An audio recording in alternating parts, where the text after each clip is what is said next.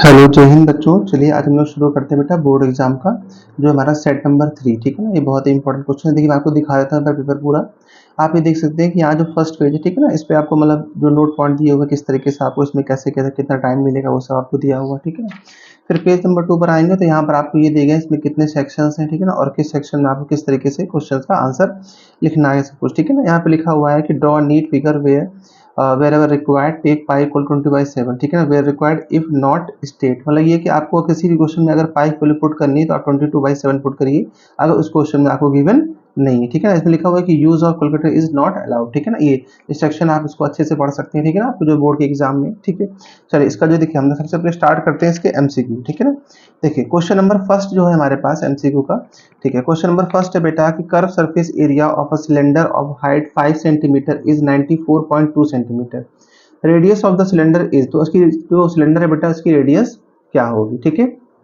देखिए जो पाई की वैल्यू है वो कितनी है 3.14। तो देखिए सबसे पहले आप क्या करिए इसको नोट डाउन कर लीजिए। देखिए इसको मैं ऐसे बता रहा हूँ कि अगर ये एमसीक्यू में आया था तब भी आप इसको आसानी से कर सकते हैं, और अगर आपका डिस्क्रिप्टिव में है तो भी इसको आप इजीली कर सकते हैं, ठीक है ना। ये चीज देखिए आपको हाइट इसमें कितनी गिवन है 5 सेंटीमीटर, ठीक है ना, और रेडियस फाइंड आउट करनी है। और आपको इसका जो बेटा सी एस ए है, ठीक है ना, कर्व सरफेस एरिया, ये कितना दे रखा है 94.2 सेंटीमीटर स्क्वायर। आपको पता है फॉर्मूला क्या होता है 2πRh इज इक्वल टू 94.2, ये आपको दिया हुआ, ठीक बेटा। 2 इंटू पाई की वैल्यू मुझे पता ही है 3.14, रेडियस मुझे फाइंड आउट करनी है और हाइट कितनी दे रखी है 5, तो ये हो जाएगा 94.2 के इक्वल हो जाएगा, ठीक है। अब आप इसको सॉल्व कर लीजिए, ठीक है ना। जब आप इसको कैंसिल आउट करेंगे यहाँ पे, ठीक है ना, कैलकुलेशन मैं नहीं कर रहा हूँ, कैलकुलेशन आप कर लीजिएगा बेटा। कैलकुलेशन इसकी आप करेंगे तो इसका आंसर आ जाएगा 3 सेंटीमीटर, ठीक है ना। ये से जब डिवाइड करेंगे तो 15 टाइम्स जाएगा यहाँ पर, ठीक है, ये चीज़।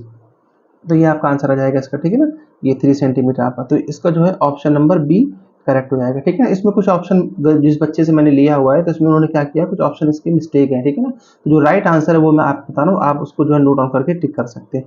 तो फर्स्ट जो क्वेश्चन है उसका आंसर कितना आ जाएगा 3 सेंटीमीटर। बस आपको इसमें फॉर्मूला पता होना चाहिए कि curve surface area of cylinder क्या होता है 2πRh, ठीक है ना। और जो वैल्यू आपको दी गई एग्जाम में पाई की वैल्यू वही पुट करिए, ठीक है ना। जब नहीं दी जाएगी तब 22/7 उसमें पुट कर सकते हैं, ठीक है ना। चलिए इसके बाद आते हैं क्वेश्चन नंबर 2 की तरफ। देखिए क्वेश्चन नंबर 2 बहुत से बच्चों ने गलत कर दिया था इस बार। उसका रीजन क्या था, क्वेश्चन नंबर 2 में ये हुआ था बेटा कि इन्होंने क्या किया था, इस पर ध्यान नहीं दिया। आपसे पूछा गया था कि the distribution below gives the marks obtain by 80 student on a test, ठीक है ना। ये मार्क्स आपको दिए गए हैं और नंबर ऑफ स्टूडेंट दिए गए हैं। अब यहाँ प्रॉब्लम क्या हुई थी, देखिए प्रॉब्लम ये हुई थी कि ये जो टाइप है ये लेस देन टाइप है, ठीक है ना, लेस देन टाइप। तो बच्चों ने क्या किया, उन्होंने ये देखा कि जो मैक्सिमम जो यहाँ पे था वो 80 था, तो उन्होंने ऑप्शन नंबर डी टिक कर दिया। और जब ऑप्शन नंबर डी टिक कर दिया ये उनका क्या हो गया बेटा, गलत हो गया, क्योंकि ये लेस देन टाइप है। तो लेस देन टाइप को आपको ड्रॉ करना पड़ेगा, देखिए इस तरीके से जैसे मैंने ड्रॉ किया हुआ यहाँ, ये देखिए। तो देखिए जैसे फर्स्ट में क्या था कि लेस देन 10, ठीक है ना। ये देखिए फर्स्ट में क्या है लेस देन 10 है, तो लेस देन 10 मतलब क्या हुआ 0 से 10, तो इस बीच में कितने स्टूडेंट है 3 स्टूडेंट, तो मैंने यहाँ 3 लिख दिया। इसके बाद है कि लेस देन 20, तो 20 में देखिए 10 से 20, ठीक है ना। पहले आपने पूरा बना 10 से 20, 20 30 40 40 40 50 50, ये तो आप बना लेंगे, ठीक है।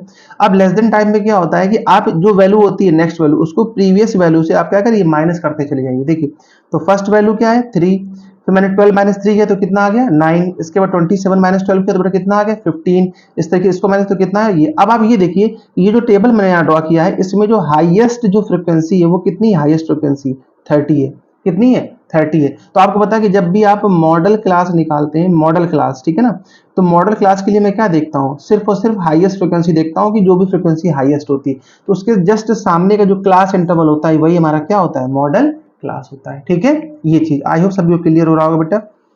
तो देखिए तो 30 से 40 यानी ऑप्शन नंबर हमारा सी यहाँ पर सही हो जाएगा। देखिए वो आपको जल्दबाजी नहीं करनी, वहां पर देखना है कि लेस देन टाइप है या मोर देन टाइप है, ठीक है ना, ये चीज। चलिए नेक्स्ट क्वेश्चन की तरफ चलते हैं बेटा। देखिए नेक्स्ट क्वेश्चन क्या है हमारे पास, नेक्स्ट क्वेश्चन है हमारे पास कि the area of metal sheet required to make a closed hollow cylinder height 2.4 metre and base radius 0.7 metre is. तो देखिए बहुत ही सिंपल है, आपसे कहा गया कि आपको क्लोज हॉलो सिलेंडर बनाना। देखिए अब यहाँ भी थोड़ी सी एक छोटी छोटी गलतियां होती हैं एग्जाम में। जैसे देखिए जैसे ये मैंने एक सिलेंडर बनाया यहाँ पे हॉलो सिलेंडर, ये ठीक है ना, ये एक हॉलो सिलेंडर मैंने बना लिया। अब हॉलो सिलेंडर है तो आप क्या करोगे, आप इस पार्ट को नहीं काउंट करेंगे और ना ही इस पार्ट को काउंट करेंगे, हमको सिर्फ इस पार्ट से मतलब है ये। तो आपको पता है ये जो पार्ट होता है ये हमारा क्या कहलाता है, ये हमारा कहलाता है कर्व सरफेस एरिया, और इसका फॉर्मूला क्या होता है 2πRh होता है। तो आप 2πRh में वैल्यू रख दीजिए 2 इंटू 22/7 इंटू, देखिए यहाँ पे बेस रेडियस कितनी दी गई है 0.7 और हाइट कितनी दी गई 2.4। आप इन सबको कैंसिल आउट कर लीजिए, ठीक है। जब कैंसिल आउट करेंगे तो आपका ऑप्शन नंबर 10.56 मीटर स्क्वायर, आपका ऑप्शन नंबर ए बिल्कुल करेक्ट हो जाएगा, ठीक है। आप इसको सॉल्व कर लीजिए खुद, क्योंकि कैलकुलेशन नहीं इसमें करना, टाइम बहुत ज़्यादा लगेगा, ठीक है, जैसे वीडियो बहुत लेंदी हो जाएगा ये, ठीक है। तो फिर भी अगर प्रॉब्लम आती है तो आप कमेंट बॉक्स में लिख दीजिएगा तो मैं उसको दोबारा से करा दूंगा, ठीक है। चलिए, ये आपका क्वेश्चन नंबर 3 हो गया। इसी तरीके से क्वेश्चन नंबर 4 पर ध्यान देंगे। देखिए क्वेश्चन नंबर 4 क्या था कि distance between the point this and this. तो ये तो बहुत ही सिंपल है। देखिए आपको दो पॉइंट यहाँ पर दिए गए हैं। पहला पॉइंट आपके पास है 0,2√5 एंड सेकेंड पॉइंट है -2√5, 0। ये पॉइंट आपको दिया गया। तो सॉल्व करना आपको आता ही बेटा, ये हो गया x1 y1, ये हो गया x2 और y2। अगर मैं इसको a पॉइंट लेता हूँ, इसको b पॉइंट, तो मुझसे पूछा गया है कि ab की डिस्टेंस क्या होगी। तो आपको डिस्टेंस फॉर्मूला पता ही है, x2 minus x1 whole square plus y2 minus y1 whole square.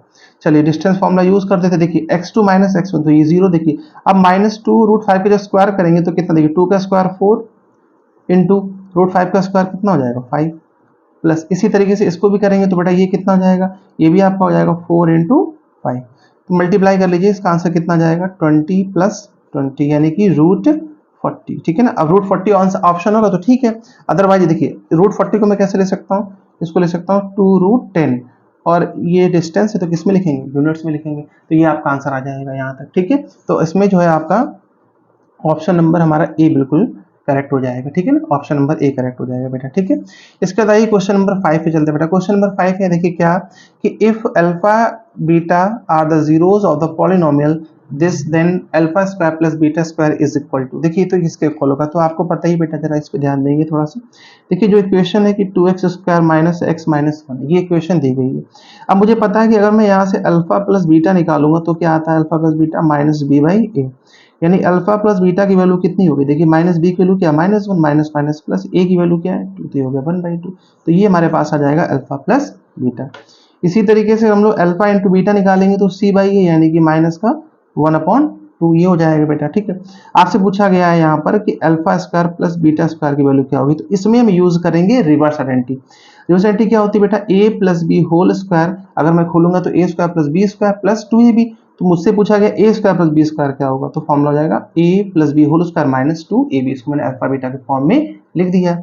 चलिए वैल्यू पुट कर देते हैं। देखिए अल्फा प्लस बीटा कितना है 1/2, तो 1/2 ये whole square minus 2 into alpha into beta कितना है, अल्फा इंटू बीटा है -1/2, तो 1/2 का स्क्वायर कितना हो जाएगा 1/4 और माइनस माइनस प्लस, ठीक है ना, ये कैंसिल आउट हो जाएगा, इसको आप यहाँ भी कर सकते थे ये, तो ये हो जाएगा बेटा 1/4 प्लस 1, 4 1 4, 4 1 5, 5/4 ऐसा ऑप्शन ढूंढ। ठीक है, ऑप्शन नंबर बी मिल गया हमको, ठीक है ना, 5/4, ये ऑप्शन नंबर बी हमारा बिल्कुल सही है। अब देखिए ये थोड़ा सा जो इस बार ये जो क्वेश्चन है क्वेश्चन नंबर 6, इस पे थोड़ा सा डिस्प्यूट रहा है, ठीक है ना। देखिए डिस्प्यूट कुछ ऐसा रहा है, इसमें पूछा गया था कि the least positive value of k for which the quadratic equation this has a rational roots. तो देखिए इसका ऑप्शन उसने कहा था कि लीस्ट पॉजिटिव वैल्यू। तो देखिए आप क्या करिए, जब लीस्ट पॉजिटिव देखिए तो प्लस माइनस तो पॉसिबल नहीं है यहाँ पर, ठीक है, ये चीज आप इसमें √2 सॉरी जब आप 2 इसमें पुट करेंगे 2, तो आप जब 2 पुट करेंगे तो इसमें आप देखेंगे जैसे अब जब आपने यहाँ पे 2 पुट किया है तो डी जो होगा बेटा वो आपका क्या होगा, वो आपका 0 से बड़ा आएगा। डी जो है वो 0 से बड़ा होना चाहिए, तो इसमें ऑप्शन नंबर बी हो जाएगा। आप इसकी वैल्यू पुट कर लीजिएगा, ठीक है ना, कोई प्रॉब्लम आएगी तो मैं इसको डिस्कस कर दूंगा। चलिए अब चलते हैं क्वेश्चन नंबर 7 की तरफ, ठीक है। ये देखिए इसमें बेटा जो क्वेश्चन होता है वो आपका हिंदी इंग्लिश दोनों में होता है। इस तरफ ये हिंदी वर्जन दिया हुआ है, ठीक है ना, ये हिंदी वर्जन है और इस तरफ हमारा इंग्लिश का वर्जन है, ठीक है। तो हम इंग्लिश वाला सॉल्व कर रहे हैं, ठीक है। अब देखिए जैसे क्वेश्चन नंबर 7 है बेटा, क्वेश्चन नंबर 7 तो बहुत ही सिंपल है। देखिए क्वेश्चन नंबर 7 क्या था कि 3/4 इंटू 10 स्क्वायर 30, तो 10 स्क्वायर 30 मुझे पता क्या होता है 1/√3, स्क्वायर करूंगा तो कितना हो जाएगा 1/3। इसी तरीके से सेक स्क्वायर 45, तो सेक स्क्वायर 45 किसका बोलते हैं कॉस 45, तो इसका आंसर कितना हो जाएगा √2 का स्क्वायर 2। ऐसे ही साइन स्क्वायर 60 है तो √3/2 का स्क्वायर करेंगे तो कितना जाएगा 3/4। आप इसको सॉल्व करिएगा एलसीएम लेकर के, ठीक है ना, इसको एलसीएम लेके सॉल्व करेंगे बेटा, ठीक है ना। जब सॉल्व करेंगे तो आपका जो आंसर आ जाएगा यहाँ पर, ठीक है ना, देखिए इसका एलसीएम कितना आएगा 4 3 जा 12, तो जो आप यहाँ पे 12 एलसीएम ले लेना बेटा, ठीक है। तो ये हो जाएगा 3 1 जा 3 और जब 12 से लेंगे तो 12 2 जा 24 और प्लस यहाँ डिवाइड करेंगे तो कितना हो जाएगा ये आपका हो जाएगा 9, ठीक है। तो आंसर आ जाएगा -12/12, कैंसिल आउट करेंगे तो -1। तो ऑप्शन नंबर ए हमारा बिल्कुल इसका करेक्ट हो जाएगा, ठीक है, ऑप्शन नंबर ए करेक्ट हो जाएगा बेटा, ठीक, ये चीज। चलिए अब देखते हैं, ये तो देखिए बहुत ही सिंपल है, इसको तो सॉल्व करने की जरूरत भी नहीं है। देखिए ये एक पॉलिनोमियल ग्राफ आपको दिया गया, आपसे पूछा गया है कि जीरोस क्या होंगे। देखिए तो जीरोस क्या होते हैं, जीरोस वो होते हैं जो सिर्फ एक्स एक्सिस को टच करे या उसको कट करे। तो देखिए ये फर्स्ट पॉइंट -5 यहाँ पर 0 है और ये कितना है बेटा 7 है यहाँ पे, ठीक है। तो ऑप्शन नंबर सी हमारा बिल्कुल करेक्ट हो जाएगा। -5 यानी सिर्फ एक्स एक्सिस को लिखेंगे तो -5, 0 और ये 7 हो जाएगा हमारे पास, ठीक है। ये चलिए अब इस क्वेश्चन को देख लेते हैं जरा, इस वाले क्वेश्चन में क्या हो रहा है। देखिए इस क्वेश्चन में एक प्रॉब्लम आई है। देखिए प्रॉब्लम क्या है कि the value of k for which the pair of equation k x y plus 2 और 6 x equal to y plus 3 has a infinite many solution. तो देखिए जब इनफाइनाइट मैनी सॉल्यूशन होते हैं, ठीक है ना, तो इनफाइनाइट मैनी सॉल्यूशन में हम लोग क्या करते हैं, देखिए यहाँ पे ध्यान से, जैसे ये हमारे पास है, ठीक है ना, इनफाइनाइट मैनी सॉल्यूशन। रुक जाइए मैं नया पेपर ले लेता हूँ। ये देखिए इनफाइनाइट मैनी सॉल्यूशन की कंडीशन क्या होती है कि a1 upon a2 is equal to b1 upon b2 is equal to c1 upon c2। अब प्रॉब्लम ये आ रही है कि जब आप इसको कंपेयर करेंगे तो देखिए यहाँ से a1 की वैल्यू क्या आ जाएगी कि इसकी वैल्यू कितनी जाएगी बेटा 6, b1 की वैल्यू कितनी होगी -1, b2 की वैल्यू -2। अब पहले इसको लिख लीजिएगा जनरल फॉर्म में, ठीक है ना, ये चीज। और यहाँ पर कितना हो जाएगा -2 और -3, तो माइनस माइनस ये सब कैंसिल आउट हो जाएगा। अब k/6 is equal to 1/2 is equal to इसको यहाँ पर कितना बेटा 2/3 ही रहेगा, ये 2/3। अब आप एक चीज देखिए ना, ये जब आप देखिए कंडीशन के अकॉर्डिंग ये तीनों इक्वल होने चाहिए, अब यहाँ पर ये इक्वल हो नहीं रहे। तो कुछ बच्चों ने कहा कि इसको सॉल्व किया यहाँ से और आंसर लिख दिया इसका कितना बेटा, ये कैंसिल किया तो यहाँ से k इक्वल टू कितना आ गया 3, ठीक है। और k इक्वल टू 3 आपका पहले ही ऑप्शन था और कुछ लोगों ने इसको टिक भी कर दिया पहले ऑप्शन। देखिए यहाँ भी टिक है इस वाले क्वेश्चन में, पर ये गलत है बेटा, क्योंकि देखिए जब ये इक्वल ही नहीं हो रहा है इसका मतलब k की वैल्यू क्या होगी, एग्जिस्ट नहीं करेगी। और जब k की वैल्यू जब एग्जिस्ट नहीं करेगी तो हमारा ऑप्शन नंबर बी सही हो जाएगा, डू नॉट एग्जिस्ट, ठीक है ना, ये चीज। चलिए नेक्स्ट क्वेश्चन है बेटा हमारे पास कि एपी का क्वेश्चन है। देखिए एपी में आपसे बोला गया है कि इफ p-1 p+1 और 2p+3 are in AP then the value of p। तो p की वैल्यू क्या होगी, देखिए इसको आप कई तरीके से कर सकते हैं। आप इसको अर्थमेटिक मीन लगा के भी कर सकते थे। अर्थमेटिक मीन क्या होता है, देखिए फर्स्ट और लास्ट को ऐड करेंगे तो p-1 प्लस 2p+3/2 और ये किसके इक्वल होगा, मिडिल वैल्यू के इक्वल होगा, p+1 के होगा। देखिए तो p प्लस 2p कितना हो जाएगा 3p और 3 से 1 जाएगा तो कितना बचेगा +2/2। क्रॉस मल्टीप्लाई करा लीजिए तो ये हो जाएगा 2p प्लस 2 1 ज़ा 2 और 3p प्लस 2, ठीक है। तो ये आपके पास आ जाएगा कितना, ये तो कैंसिल आउट हो जाएगा। तो आई थिंक p की वैल्यू 0 आ रही है इसमें, देख लेते हैं ऐसा कोई ऑप्शन है क्या। हाँ p इक्वल टू 0, ठीक है ना।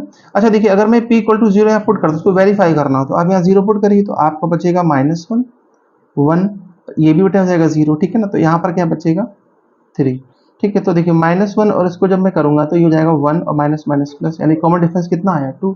ऐसा जब इसको करेंगे तो 3 - 1 और से कितना आया 2, तो कॉमन डिफरेंस इक्वल, यानी हमारा ऑप्शन क्या है बिल्कुल करेक्ट है, ठीक है। तो इसका ऑप्शन क्या हो जाएगा बेटा, ये आपका पी की वैल्यू यहाँ पर 0 आ जाएगी, ठीक है, ये चीज।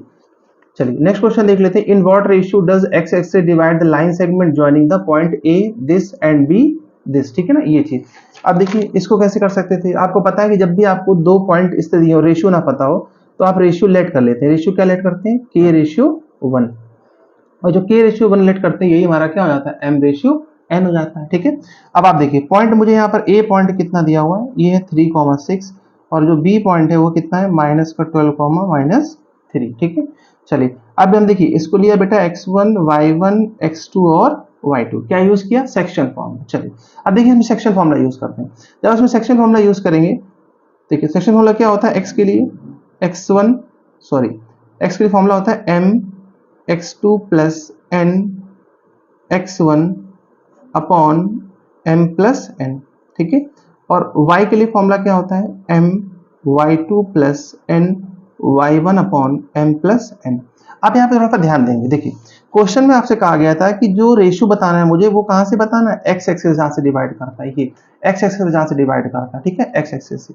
तो देखिए आपको पता है कि जब x एक्सिस की बात होती है बेटा, x एक्सिस की बात होती है तो जब x एक्सिस होती है इसके कोऑर्डिनेट क्या होते हैं x, 0, x, 0 मतलब y 0 है, इसका आंसर जो होगा वो मुझे y से मिलेगा, x से आंसर नहीं मिलेगा। तो मैं सिर्फ y को सॉल्व करूंगा। देखिए तो आप y को जब सॉल्व करेंगे तो y के प्लेस पे क्या रख देंगे 0, ठीक है, ये चीज। अब मुझे पता है m, तो m की वैल्यू क्या ली थी मैंने k, ये m की वैल्यू मैंने यहाँ पे क्या ली थी, रेशियो क्या था बेटा, ये देखिए रेशियो क्या था m/n था ना यहाँ पे, ये k/1 जो मैंने लिया था, ठीक है, ये तो ये हो जाएगा k।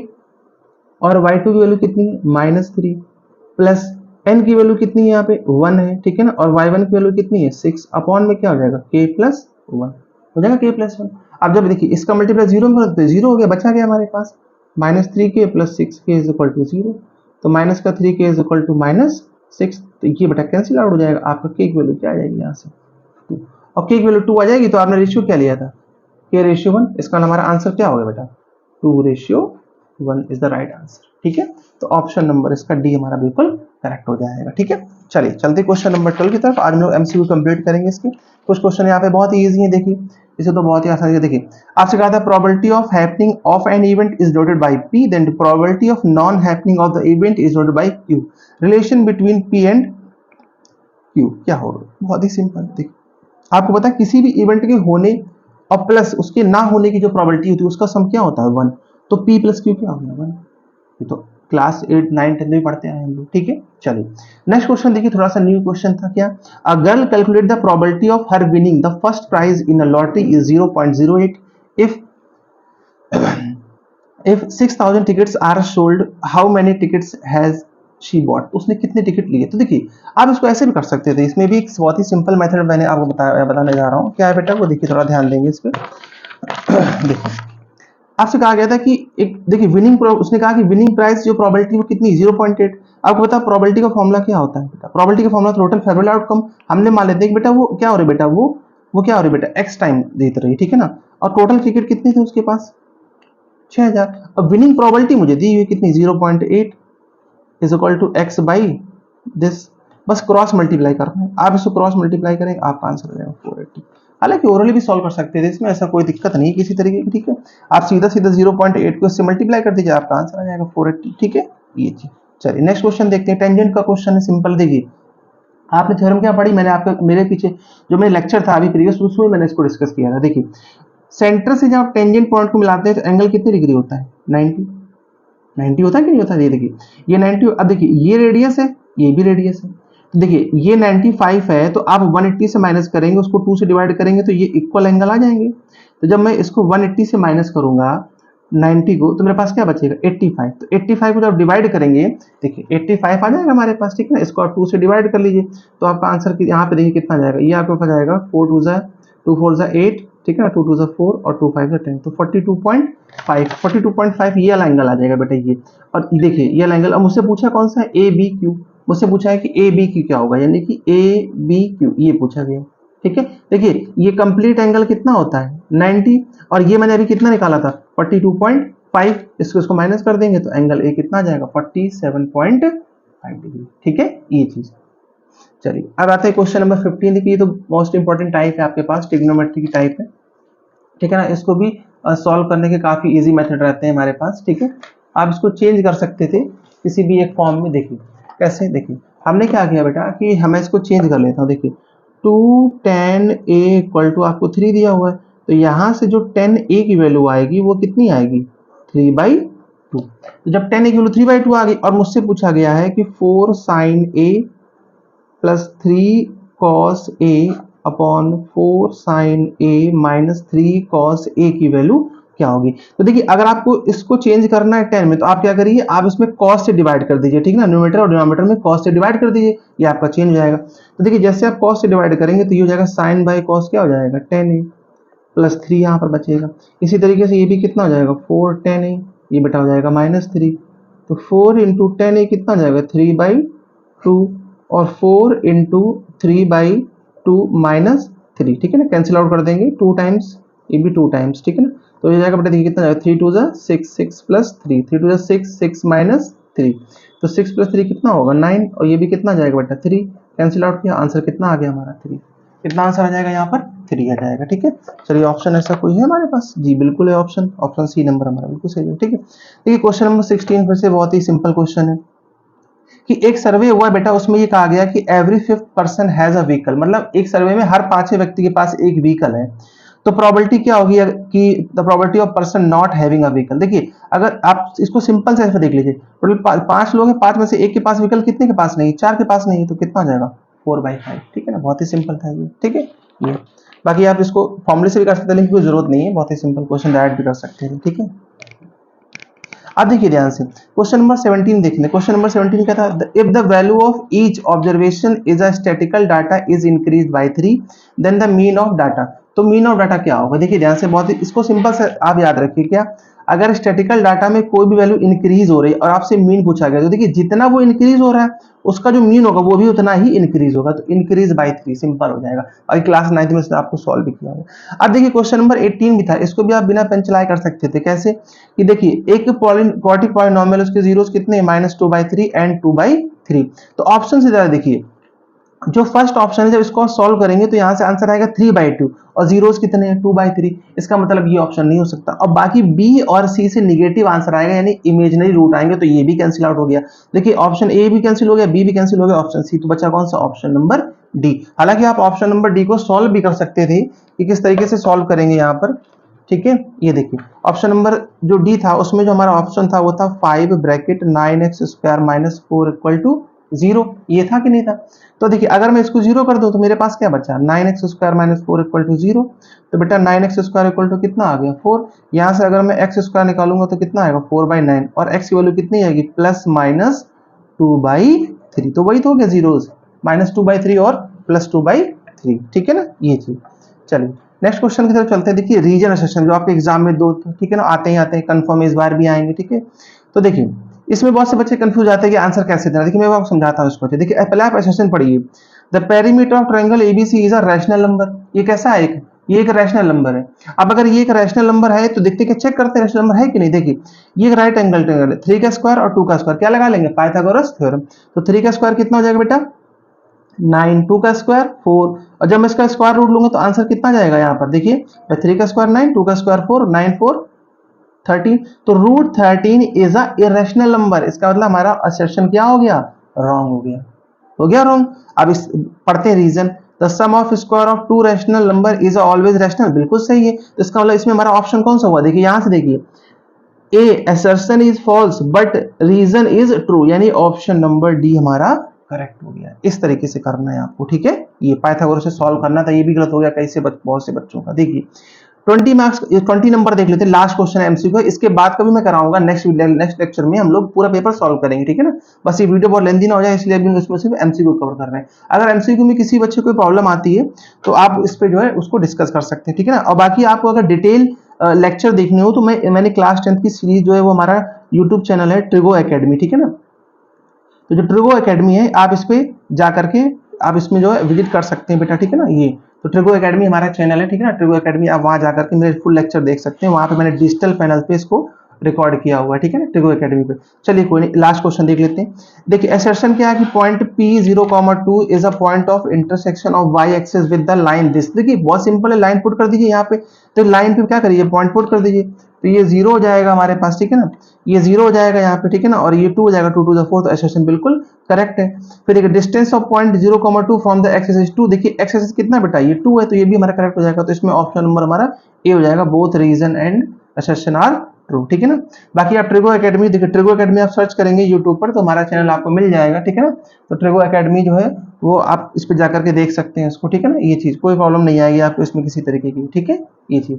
ठीक है, आपको लेक्चर कैसा लगा आप बताइए कमेंट सेक्शन में। अगर किसी भी क्वेश्चन में कोई प्रॉब्लम आती है तो आप इसको भी डिस्कस कर सकते हैं मेरे साथ। ठीक है ना, आप बताइएगा, मैं इसको और भी अच्छे से कराऊंगा। बाकी हमारी जो क्लास 10 को लेकर के अभी तक मैथ्स की सीरीज शुरू हो गई और साइंस की भी जल्दी हम लोग शुरू करने वाले हैं। ठीक है ना, और इसका पीडीएफ भी आपको बहुत जल्द मिल जाएगा। ठीक है, ओके बेटा, थैंक यू।